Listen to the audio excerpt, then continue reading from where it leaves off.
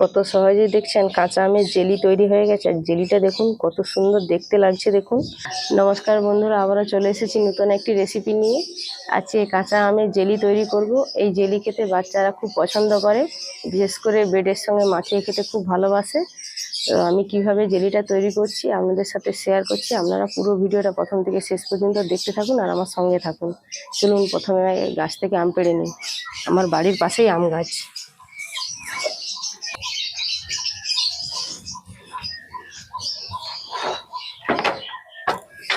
এই যে দাউলি বাঁশ নিয়েছি, আমটা পাড়বো।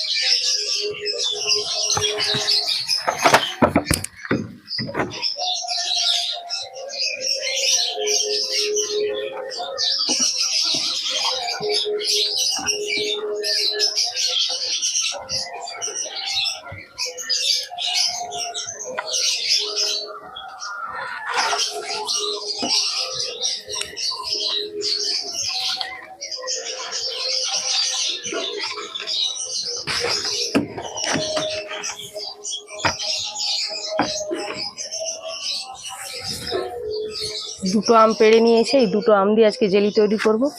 প্রথমে আমটাকে একটু ধুয়ে নিই।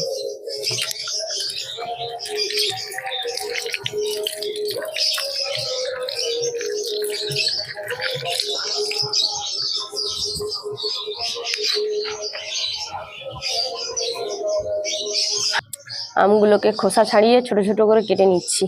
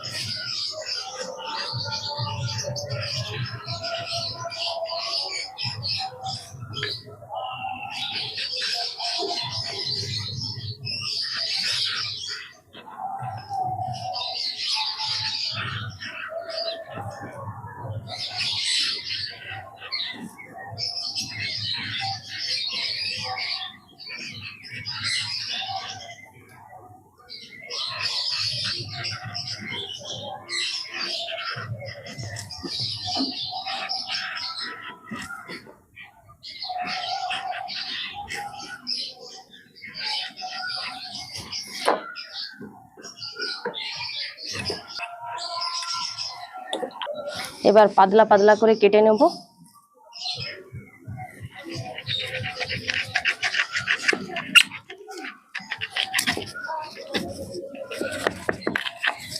আমের আঁটি হয়ে গেছে।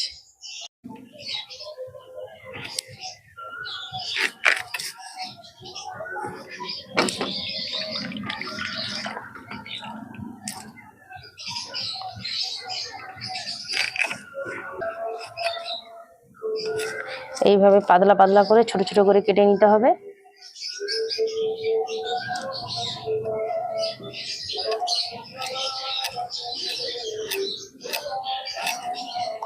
আমের এই আঁঠির অংশটাকে ফেলে দিয়ে এই সাইডগুলোকে নিয়ে নেব।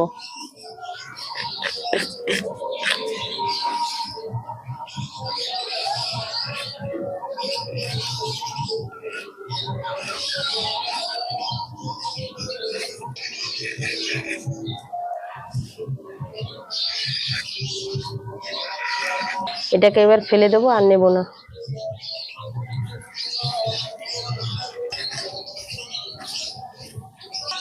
সব আম কাটা হয়ে গেছে। এবার আমগুলোকে ভালো করে ধুয়ে একটা মিক্সির জারের মধ্যে নিয়ে নেব। আগে এখানটাকে পরিষ্কার করে নিই।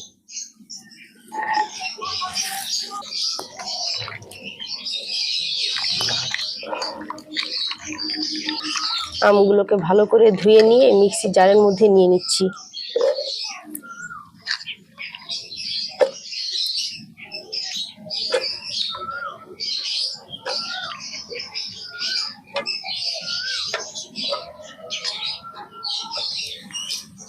এবার জল দিয়ে দেব, ঢাকনা লাগিয়ে দিচ্ছি। এবার খুব মিহি করে পেস্ট করে নেব। আম পেস্ট করা হয়ে গেছে, পেস্টটা কেমন হয়েছে দেখিয়ে দিচ্ছি।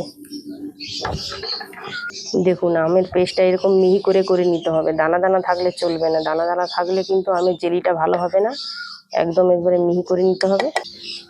এবার আমের জেলিটা তৈরি করব, উনুনটা ধরিয়ে নিচ্ছি।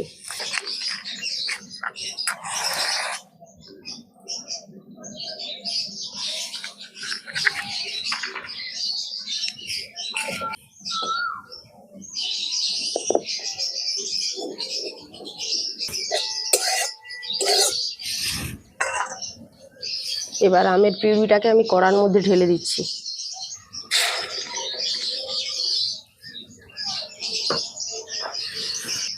এবার এই আমের পিউরির মধ্যে আমি চিনি দিয়ে দিচ্ছি। এখানে আমি ছোট কাপের 1 কাপ চিনি নিয়েছি, দিয়ে দিচ্ছি।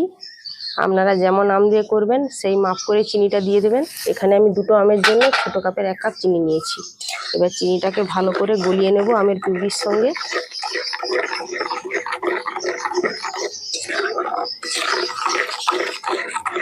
এইভাবে নেড়ে চেড়ে ভালো করে গলিয়ে নেব।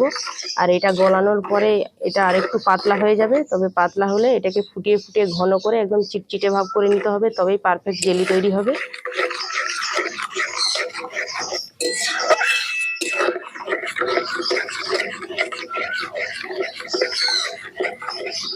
আর এই জেলিটা তৈরি করা খুবই সহজ, খুব কম সময়ের মধ্যে জেলিটা তৈরি হয়ে যায়, খেতেও যেমন ভালো লাগে, খুব তাড়াতাড়ির মধ্যে তৈরি হয়ে যায়।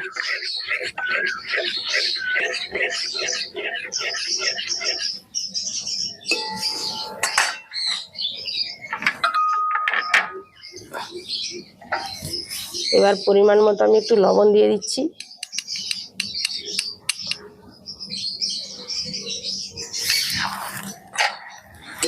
আবার একটু ভালো করে নেড়ে নেব। চিনি দেওয়ার পরে দেখুন আমের পিউরিটা একটু পাতলা হয়ে গেছে, একটু নেড়ে চেড়ে এটাকে ভালো করে ঘন করে নেব।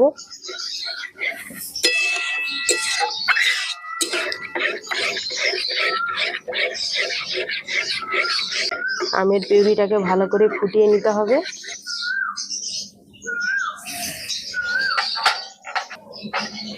এই আমের পিউরিটার মধ্যে 2টো আমি এলাচ দিয়ে দিচ্ছি, খুব সুন্দর আমের জেলির একটা সেন্ট হবে।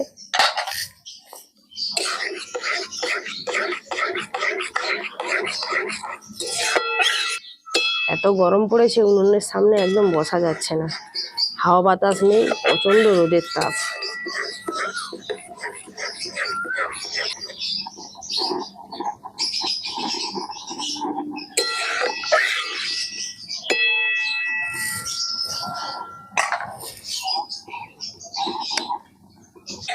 বন্ধুরা এই জেলির মধ্যে আমি একটু সবুজ ফুড কালার দিয়ে দিচ্ছি, দেখতে সুন্দর লাগবে, অল্প করে একটু দিয়ে দিলেই হবে।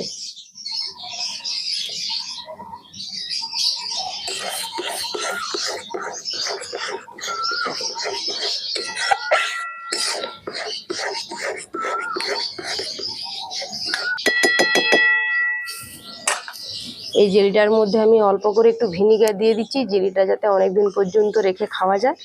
1 চামচ মতো দিলেই হবে। ভিনিগারটাকে ভালো করে একটু জেলির সঙ্গে মিশিয়ে নেব, মিশিয়ে আর একটু ফুটিয়ে নেব।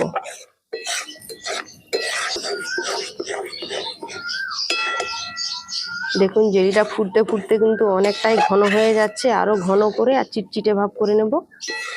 আমি জেলিটা একটু চিটচিটে ভাব এসছে কিনা দেখে নিচ্ছি। চিটচিটে ভাব চলে এসছে, এবার আমি আমের জেলিটাকে নামিয়ে নিচ্ছি।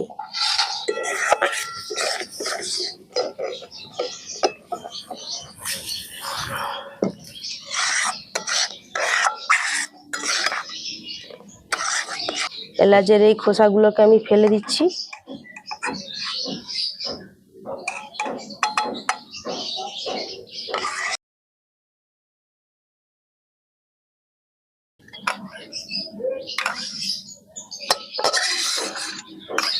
কত সহজেই দেখছেন কাঁচা আমের জেলি তৈরি হয়ে গেছে। আর জেলিটা দেখুন কত সুন্দর দেখতে লাগছে, দেখুন পুরো দোকানের জেলির মতো দেখতে লাগছে। এই জেলিগুলো বাচ্চারা খেতে খুব ভালোবাসে, বিশেষ করে ব্রেডের সঙ্গে মাখিয়ে দিলে ওরা খুব মজা করে খায়। তো বাড়িতে আমরা প্রত্যেকেই আটা রুটি খাই, তো আটা রুটি দিয়েও কিন্তু এই জেলিটা খেতে খুব ভালো লাগে। আপনারাও এইভাবে বাড়িতে জেলি বানিয়ে অনেক দিন পর্যন্ত রেখে খেতে পারবেন, অনেক দিন পর্যন্ত ভালো থাকবে, নষ্ট হবে না। এই জেলিটা এখন একটু গরম আছে, ঠান্ডা হয়ে গেলে একটা কাঁচের জারের মধ্যে ভরে রেখে দেবো, অনেক দিন পর্যন্ত খাওয়া হবে। তো জেলিটা এখন একটু পাতলা আছে, এটা যখন ঠান্ডা হয়ে যাবে জেলিটা একটু বসে যাবে, তখন পুরো পারফেক্ট জেলির মতো দেখতে লাগবে। তো বন্ধুরা, ভিডিওটা আজকে আমি এখানেই শেষ করছি। দেখা হবে পরের ভিডিওতে। ভিডিওটা ভালো লাগলে একটা লাইক করবেন, শেয়ার করবেন, আর এরকম জেলি বানিয়ে আপনারা রেখে দিবেন। আর জেলিটা কেমন হয়েছে অবশ্যই কমেন্টস করে জানাবেন। আর আমার চ্যানেলকে সাবস্ক্রাইব করে আমার পাশে থাকবেন। যারা ফেসবুক পেজ থেকে দেখছেন অবশ্যই ফলো করবেন। সবাই ভালো থাকবেন, সুস্থ থাকবেন।